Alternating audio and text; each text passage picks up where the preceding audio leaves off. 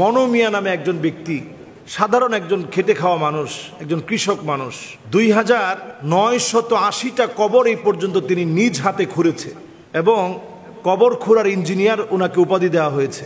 উনি যখনই একটা ঘোড়াতে করে চড়ে যখন একটু এগিয়ে যেতে থাকেন, ঘোড়ায় চড়ে যখন তিনি যাচ্ছেন, সবাই বুঝে ফেলে যে মনো মিয়া যাচ্ছে এখন নতুন কোনো কবর খোঁড়া হবে। আমরা এমন স্বার্থপর এই পৃথিবীর মানুষ, আমরা ভুলে যাই যে আমাদের একজন আত্মীয় স্বজন মারা গিয়েছে। মনো মিয়া এমন একজন ব্যক্তি 2980টা কবর খুঁড়েছে, প্রত্যেকের নাম, ঠিকানা, নাম্বার, এমনকি উনি কবে মারা গিয়েছেন তার বিস্তারিত ঠিকানা তিনি লিখে রাখেন। তো অনেক আত্মীয় স্বজন এমন পাওয়া যায় একটা সময় ভুলে যায় যে এই যে আমার আত্মীয় স্বজন মারা গেছে, আমার মা বাবা মারা গেছে, একটু সময় যেতে না যেতেই ভুলে যায়। কিন্তু মনো মিয়া এমন একজন ব্যক্তি, তিনি দিন ঘন্টা দেখে দেখে খুঁজে খুঁজে বের করেন, এরপরে বাড়ি ছুটে যান ওই মানুষটার যার কবরটা তিনি খুঁড়েছেন। 2980 জন ব্যক্তির কবর খোঁড়াই মনো মিয়া। মানুষের বাড়ি বাড়ি গিয়ে যে মানুষগুলোর কবর খুঁড়েছেন তাদের বাড়িতে গিয়ে একটু খোঁজ খবর নেন, ওই লোকটার জন্য একটু দোয়া করে আসেন। চিন্তা করা যায় এই বর্তমান 2024-এর এই সময়ে এসে এতটা নিবেদিত প্রাণ পরোপকারী একজন মানুষ নিজেকে মানুষের জন্য সঁপে দিয়েছে, আরেকজনের জন্য নিজেকে সঁপে দিয়েছে, নিজে কষ্ট করে কবর খনন করে আবার তাদের নাম ঠিকানা লিখে রেখে ওই বাড়ি বাড়ি ঘোড়া নিয়ে ছুটেন এবং গিয়ে তাদের খবর নেন। আমাদের দেশে এই জাতীয় মানুষকে হাইলাইটস করা হয় না। এই জাতীয় মানুষ প্রশংসিত হোক, এদেরকে অ্যাওয়ার্ড দেওয়া হোক, এদেরকে জাতি চিনে রাখুক, স্মরণ করুক, এই মানুষগুলাকে পরিচিত করিয়ে দেওয়া দরকার। ওনাকে যখন প্রশ্ন করা হয়েছে যে আপনি কবর খুঁড়ে কি মজা পান আপনি, তিনি বলছেন আমার মা যখন থেকে মারা গেছে তখন থেকে আমি চিন্তা করে দেখেছি যে এই সময়টাতে মানুষ সবচাইতে অসহায় থাকে। আমি সেই সময় থেকে ডিজাইন করে কবরটা খনন করি এবং প্রতিবার যখন আমি এই খনন কার্যে যাই তা আমার মায়ের কথা মনে পড়ে, যাহারে আমার মায়ের কবর খনন করা দিয়ে আমার এই কাজের সূচনা শুরু হয়েছে।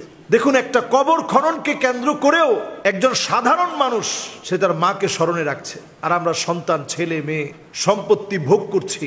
কয়জন পিতামাতার খবর রাখছি, কয়জন নামাজের পরে অথবা যখনই মনে হয়েছে পিতামাতার জন্য একটু দোয়া করতে পেরেছি, কয়জন পিতামাতার কবরের সামনে গিয়ে একটু স্মরণ করি যাহারে পিতামাতা কত আদর করত, কত মহাব্বত করত, কত ভালোবাসত। নবীজি সাল্লাল্লাহু আলাইহি সাল্লাম আম্মা জানের কবরের সামনে গেলেন, উনার আম্মা জানের কবরের সামনে যখন গেছেন নবীজির ওই দিনের কান্না ছিল এমন কান্না, সাহাবাই কেরাম বলতেছেন আমরা সবাই শুধু নবীজির কান্না দেখে কানলাম। ওই আবওয়া নামক স্থানে মায়ের কবর দেখে এত পরিমাণ নবীজি কাঁদলেন, আশেপাশের হাউলাহু চারপাশে যারা ছিল সবাই নবীজির কান্না দেখে কেঁদেছে, এত পরিমাণ নবীজি মায়ের কথা মনে করে কেঁদেছে। আমরা মাকে পেয়েছি, বাপকে পেয়েছি, যাদের মা বাপ চলে গেছে একটুখানি দোয়া করেন পিতামাতার জন্য। একজন মনো মিয়া আমাদেরকে শিক্ষা দিচ্ছে, যার কবর খনন করে আসছে তাকে গিয়ে সে স্মরণ করে, প্রতিনিয়ত কবরগুলা দেখে শিক্ষা নেন। এই মনো মিয়ার মতো নিজের জীবনকে পরিবর্তন করেন, শিক্ষা নেন যে এই কবরে আমাকে ঘুমাতে হবে। কবর এমন একটা ঘর, যেই ঘরে আমাকে শুইতেই হবে, যেই ঘরে আমাকে আসতেই হবে। যদি আমার মৃত্যুটা এমন মৃত্যু হয়, আল মাউতু জিসরুন ইউসিলুল হাবিব ইলাল হাবিব, যেটা বন্ধুকে বন্ধুর কাছে পৌঁছে দিবে, আমরা যেন এমন মরণ পাই।